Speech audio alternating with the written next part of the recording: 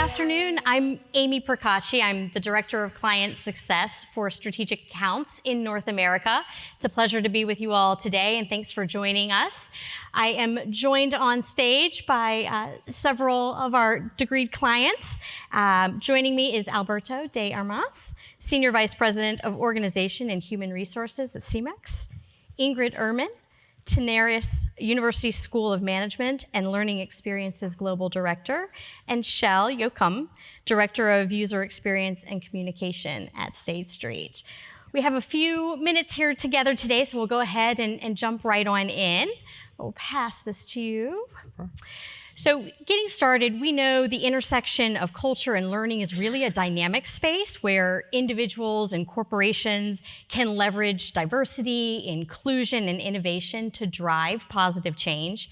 And in today's rapidly evolving corporate landscape, it's no longer, the ability to harness culture is no longer just a competitive advantage, but really a necessity for sustained growth and success.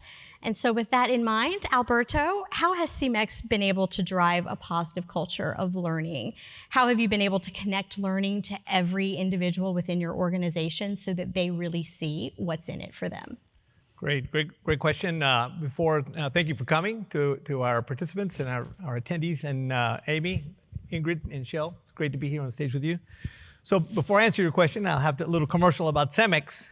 CEMEX is a global company that's in the construction materials business and construction materials solutions. It's a cement company, but as you can see here on the slide, we're about 46,000 people all over the world. And we're in cement, 60 plants, just over 60 million tons of capacity, production capacity. But also we're in the concrete business. We have well over 1,000 plants in concrete. We're in aggregates, which is the limestone that we use to make cement. So we have 257 quarries around the world, and of course a big logistics operation. Not only is it by truck, by rail, by boat. So it's, what kind of company is CEMEX? It's we have miners, we have transportation specialists, we have of course sales guys, we have planners, we have some one or two HR guys. So it's a very diverse. And we're focused on 5 key strategic initiatives. And the first one is keeping our people safe, as with all companies. It's our first and most important priority. Growth. The construction industry is always looking for new ways to find growth. Getting closer to our customers through a customer centricity initiative. Digital, a big effort at digitalization. And finally, CO2 reduction or decarbonization. So you can imagine when we think about development, when we think about skills, when we think about culture, it's a big array of challenges that we have. So the company has a model. This is a really straightforward model. The blue part is the people side of the model, the part that we think that we can most work on. And that model is a traditional talent planning and development process. And at the bottom of that is development. And so development has become an integral part of the business strategy. And I think that one of the first things I'll say is that is one of the ways that we've been able to achieve much more participation in our learning products. And the quality of our learning products has also changed. You can see as well, we've won a few awards. Brandon Hall is our I would say the bellwether in the industry. We have 6 Brandon Hall Awards. We were blessed with an award from Degreed last year. And the learners are growing. Now we have about 20,000 learners in 2023 with significant amount of completions. So the challenge for us is how do we use this to help drive strategy? And I think that for CEMEX, that is the most important part, is connecting to the strategy. At the beginning, we try to connect with this individual desire to learn. We heard today David Blake talk about learners versus learned. We now, we celebrate learners, but what we want is to encourage learning as a way to achieve our strategic goals. And that has been a pillar of moving forward, both on the digital side, which are new skills and new competencies, as well as the decarbonization side. And like a last comment, sorry, probably going too long, but the company has a lot of people that are in the offline audience. We have a lot of blue-collar employees that are critical for us to achieve our our objectives. So part of the learning strategy, of course, and part of the culture change expectations has to include this blue-collar community. So we're working hard at it. I'm not declaring victory, but it's great to see that our partnership with Degreed and with other people has made a lot of progress in this area. Thank you. And it's interesting to hear about the inroads that you all have made with deskless workers, as we call it, at Degreed, particularly around their unique learning needs. Thank you. Ingrid, Tenaris is often commended and celebrated for the employee experience that your organization provides, and the byproduct of that is that you have employees who remain with your organization for 10, 20, 30 years. Talk to us a little bit about how your organization's learning culture has shifted and how a positive learning culture has really been a driving factor for Tenaris' success. Thank you, Amy. And everything relates with who we are and why we do the things that we do, right? And 20 years ago, we were like 3 companies, one in Italy, one in Argentina, one in Mexico. And from there, we are one global company that it's today. And how we do that? A key player was our corporate university. So our mission since the beginning and our purpose was actually to build this one company. And we did that now we are in 23 countries and 100 nationalities, and we are all Tenaris. So Tenaris University was built then. One of our key programs at that moment was the creation of a global training program. So young professionals have this 2 years experience with classroom courses regionally, an induction camp in Argentina, online learning, and those are our current leaders. So 70% of our current leaders in Tenaris are coming from that program from different locations. And we do that with different initiatives. At the beginning, we name ourselves a corporate university because actually we learn a lot about universities, and we create a curriculum model thinking of those employees that stay for 20, 30 years in the company for that amount of time. And we have campuses in different locations, and we have schools with deans and different things that we have there in Tenaris. And what we wanted to do as well is there is so many proprietary knowledge and experts that our initial mission was actually to protect that knowledge and articulate all that knowledge sharing. So that was how our corporate university began 20 years ago, but then around 2015, I listened for the first time about Degreed in a conference about the future of work. And there, I envisioned that many things that we know and we wanted to change, actually, that was the platform that supported. And so what you get to see here, it's a little bit about the figures of Tenaris University and the model that we created back in 2016 with these characteristics, that many of the things that you get to see here were already things that we were doing, but we wanted to do it even more. For example, the partnership with the business, to keep on measuring with KPIs, to have strong bonds with different HR processes, the inclusion of social learning that at the time Degreed can bring us. And the most important thing was to focus on people first and what everyone needs in certain moments of their careers, and not just lot of content for everyone, but exactly tailor-made for each person. And just, we went out with the slogan, "Do it for you." And from there, we put the focus on people first rather than content. So that's part of our story, but I will continue with giving space to Shell. Thank you. Leading with that people first mindset, you make it sound very easy. I know for a fact it wasn't, but we'll talk a little bit more about some of the challenges, or dare I say opportunities, in just a moment. Shell, over to you. State Street has built a positive learning culture that is really surrounded by 4 key strengths. Can you tell us a little bit about your learning strategy and how State Street has dynamically changed the culture with the rollout of Degreed as a career development tool? Sure. So State Street is a financial services bank operating globally. We're one of the largest custody banks in the world, and our employees are highly skilled, and technology is, taking over. So we have employees that really have a need for advancing their skills. We're a very regulated business. On this slide, you can see last year we delivered 670,000 required learning courses. So that presents a challenge. How do we deliver that and deliver career opportunities through learning?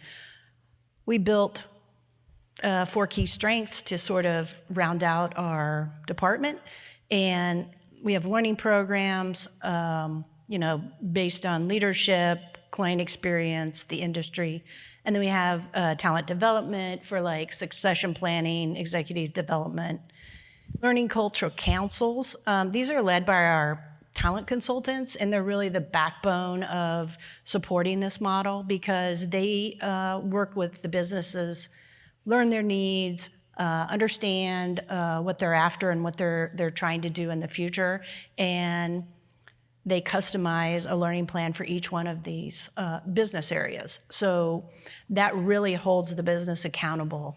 And then inclusion, diversity, and equity is, really important in this model, and we look at that as a separate function and try to build that into all of our learning programs. We have approximately 74% of our employees on degreed, and we have a employee base of 46,000 today. That could change, but we're in 13 different locations, our TD&L teams, and we also have a very robust facilitated courses, and on an average, we deliver about 260 courses a month. There's some other statistics there. Oh yeah, we were Learning Marketer of the Year last year. No big deal. And so this slide kind of goes through how robust our communication plans are when we roll something out. We're getting ready to go to a skills-first organization, and so this gives you some insight. This is an executive summary that kind of shows how we think about that. And this is showing you 3 plans over the next 3 quarters within our organization and how we're going to roll that out with these various groups, and we're doing it by number. So 10,000, 20,000, and then opening up globally. But each one of these plans sort of builds from the one before. And you can see the kind of things that we're adding to each one of these plans as we roll it out to more and more people across the organization. So we start with emails and demos and videos, and then we move into adding more demos on other subjects. We have engagement campaigns planned. We have, that's the point where we're driving the communications through the leaders. And then as we open up into a full-blown communication plan across the organization, we're really opening up we're putting our foot on the gas pedal. We have skills review campaigns. We're delivering lots of review messages over and over to get the actions into the employees' hands.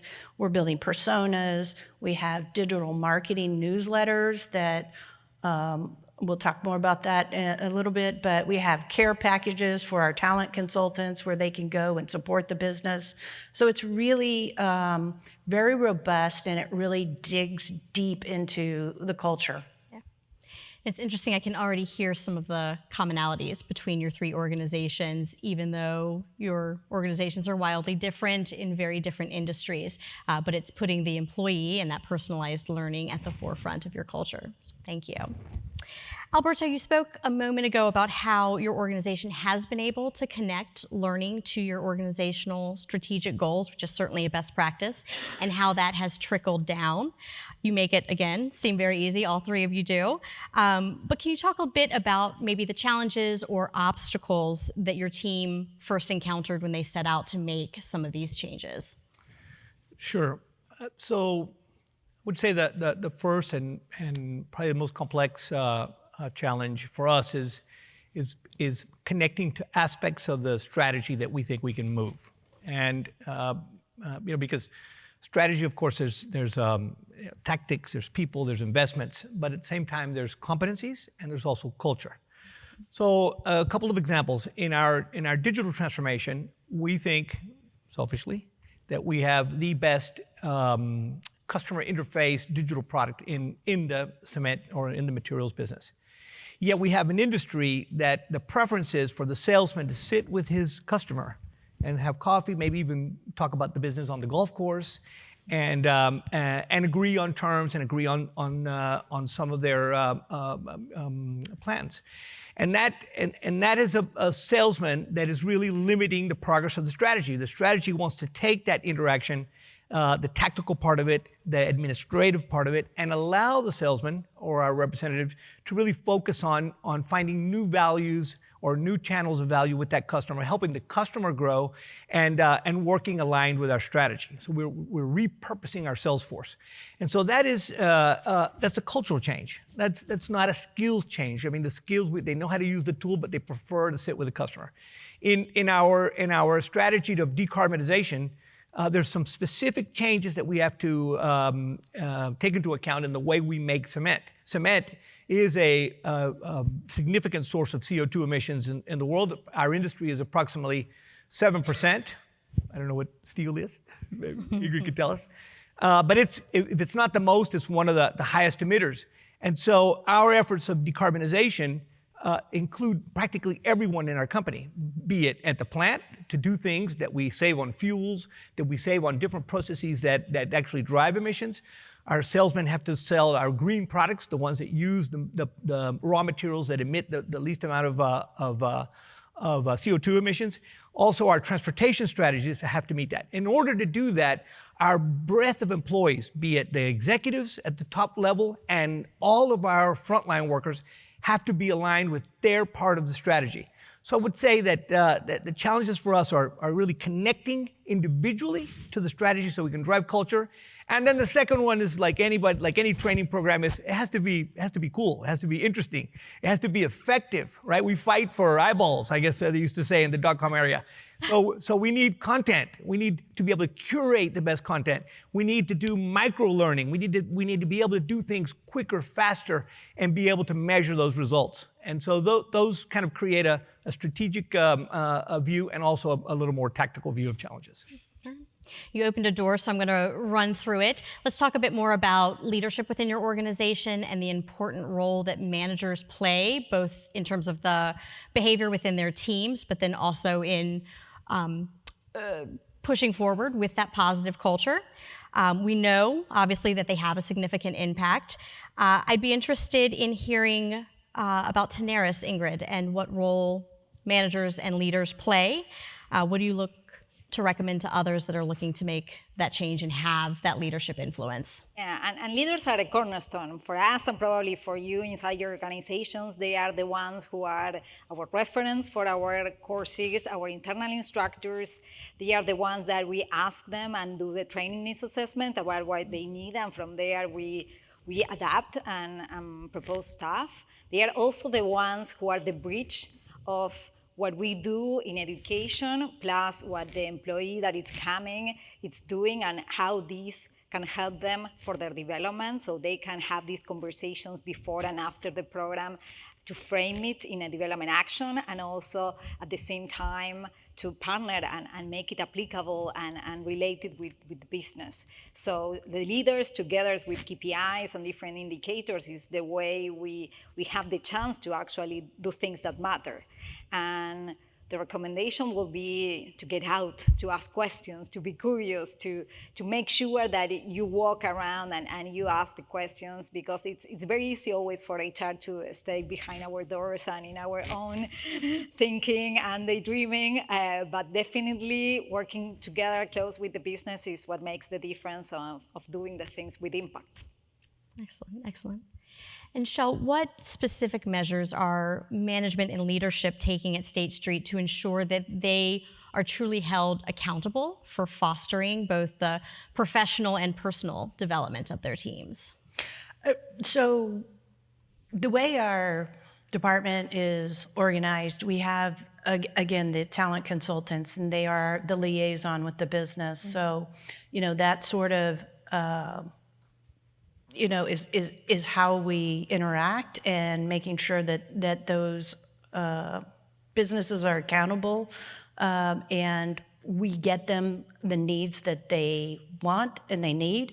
So then we have the communication plans, and those plans, I'll give you an idea of the kind of things we do. We did a social media campaign this past year. We did the KonMari skills refresh, and that's a favorite of ours. And we do that in like a long period of time so that, people can get that message when they need it. And then the other things we do are like the digital newsletter that comes out every 8 weeks. And that really kind of helps people know what we're highlighting from courses and programs. We also develop our own videos and podcasts and things like that to keep it really relevant and something that people want to see. We have user success stories. Those are really important in helping others see themselves in this process. And then we have a really interactive website. It's where you can go to get information about Degreed, user guides, videos. Some of the success stories are tied in there. And over the past 3 years, we've had 1.5 million hits on that page. Wow. So it just tells you it's really popular. Incredible. And on a monthly basis, we probably have about 7,000 to 8,000 users go to that page. Mm-hmm. It just shows you, the appetite that's out there. And then, we have a facilitation team. And so, thinking about the channels that you want to open and keep open and finding new ways to get messaging through, because telling someone once about what you want them to do and how to change or move your culture is not going to get it. You have to tell them over and over and in really inventive ways.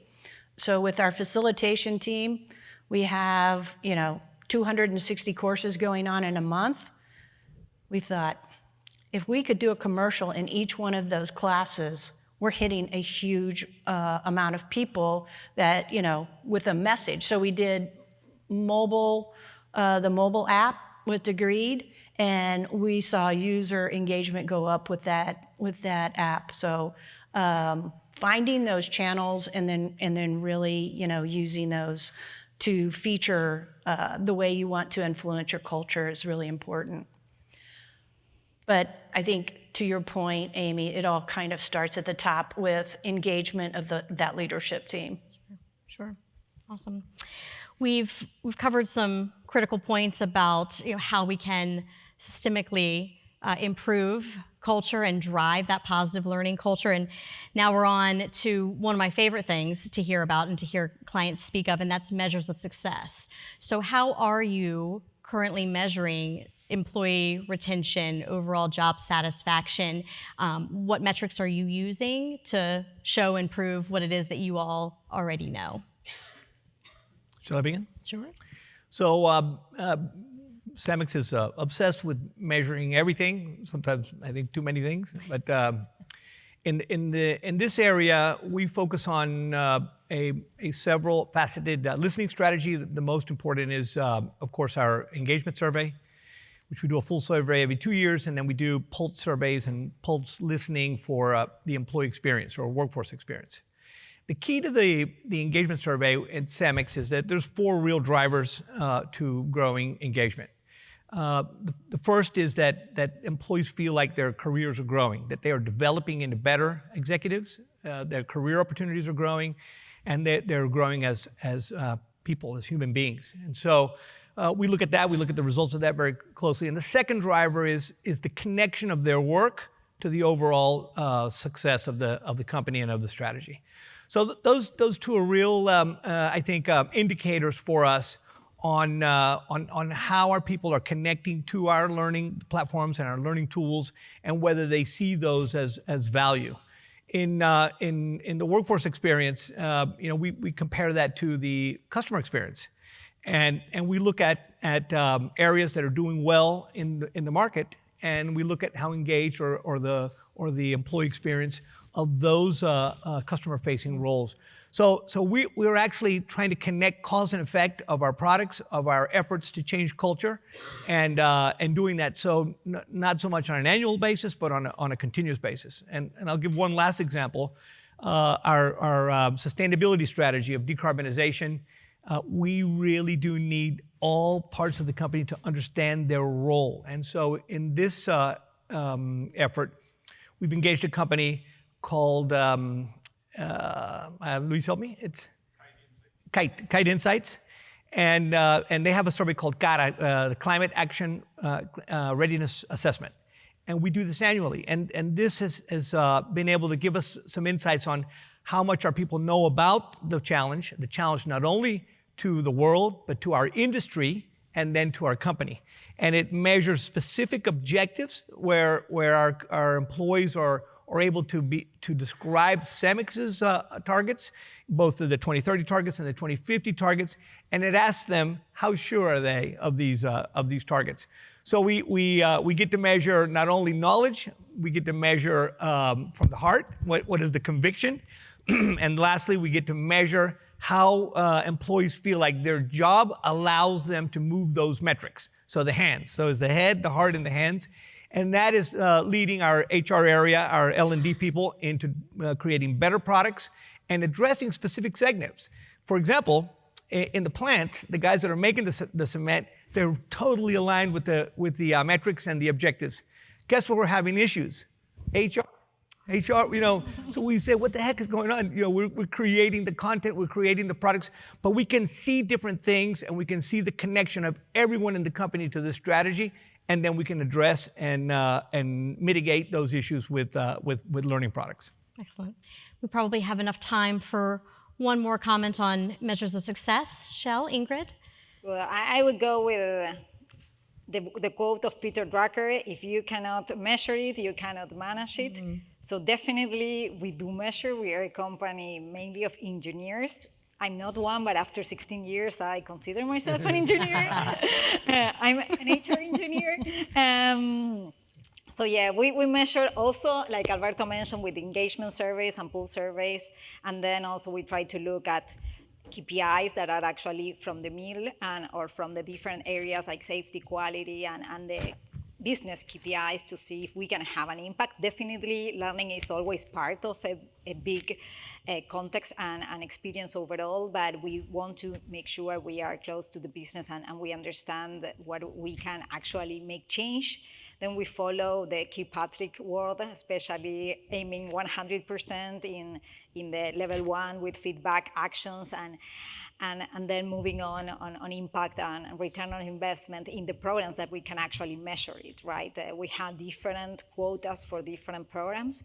And definitely what is most important is the continuous improvement mindset, right? Because measuring could be at some times like we love to measure and we have all these KPIs, but at the end it's how can you continuously improve? That's why you want the KPIs. So it's for us very agile to actually see the result of a program, think what we are moving next, and from there actually use results to immediate action.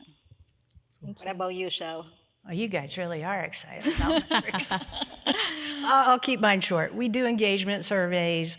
We create action plans from those surveys, get it back into the business so it's a complete circle. The talent consultants, take that information and wrap it back into those learning plans that we were talking about.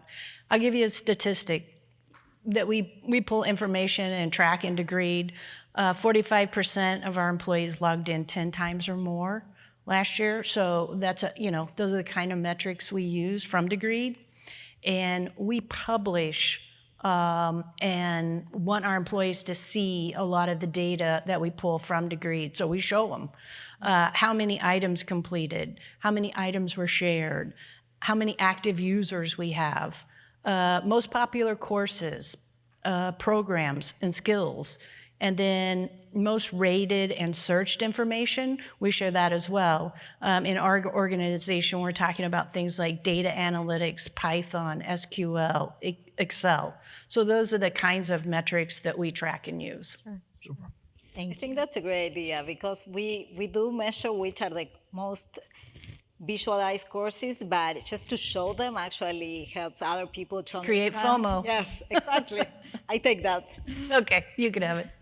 Thank you. Thank you all for also leading by example and taking the time to share some insights into your strategy at your various organizations. I greatly appreciate it. Thank you. Thank you, Amy. Thank you, Amy. And with that, we'll go ahead and wrap. Thank you for being a great audience and for joining us here today. We are right up against a break, so get out there, stretch your legs, and don't forget to choose your next workshop. Take a look inside the app and take a look at the agenda, and we look forward to seeing you out in the hallways. Thanks again.